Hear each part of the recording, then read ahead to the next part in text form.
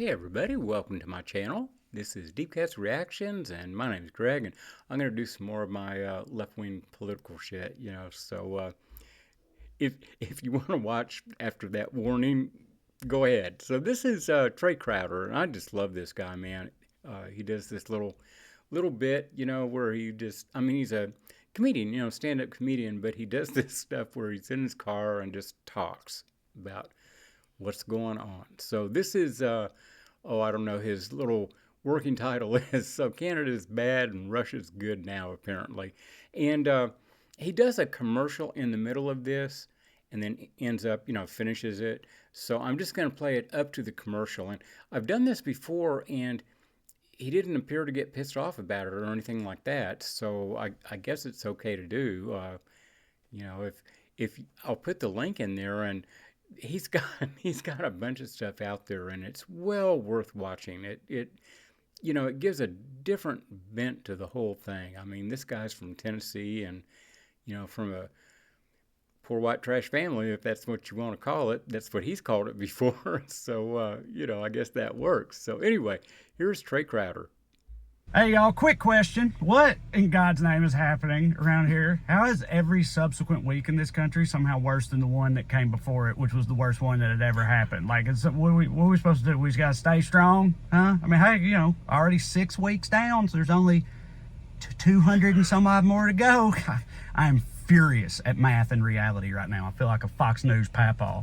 But no, in just the past few days alone, this administration has firebombed a century's worth of diplomacy and ruined our global goodwill. And they've triggered a stock market crash and an economic panic. Like, it should not be possible to be this good at being this bad at your job. Like, at some point you'd think they'd screw up the process of screwing everything up, but no, they're like the Henry Ford of ruining shit, just developing whole new methods of efficiency. Right? Also, they love Nazis a whole lot. Let's see what we got. The start of our shiny new trade war with Canada and Mexico is today, which we're doing that because fentanyl is bad. I guess, fentanyl's bad. I know. I grew up in the rural South during the opioid epidemic, right? And most experts now agree that a major factor with that was that it first took root in economically depressed communities filled with desperate and hopeless people. So I'm not entirely sure that we should be addressing the new super opioid epidemic by purposefully economically depressing communities and having them be filled with hopeless and desperate people. It feels a little counterintuitive to me, but what the hell do I know? Now, the official slogan of this administration should be, I knew it would be bad, but Jesus Christ, right? Like that meeting on Friday with Zelensky, which it wasn't so bad until noted round-faced cushion porker J.D. Vance had to speak up, and then it went completely off the rails. Just absolutely derailed decades of geopolitics in one fell swoop. It was an absolute disaster, and yet many people on MAGA side are celebrating it. How do you can say whatever you want about American foreign policy, but one thing that always went without question was that we love us some democracy, right? Democracy and oil, baby. That's two things we'll do anything for. It don't matter who's in the White House, right? But now we're just a few short years into the most clear-cut democracy versus dictator, good versus evil war since WW2, and millions of our fellow Americans are like, hey, who's on the right side of that whole Russia thing? North Korea. We should be more like North Korea here, really? You want to side with the Russians and the North Koreans? You mean the villains from every patriotic action movie made in the past 60 years?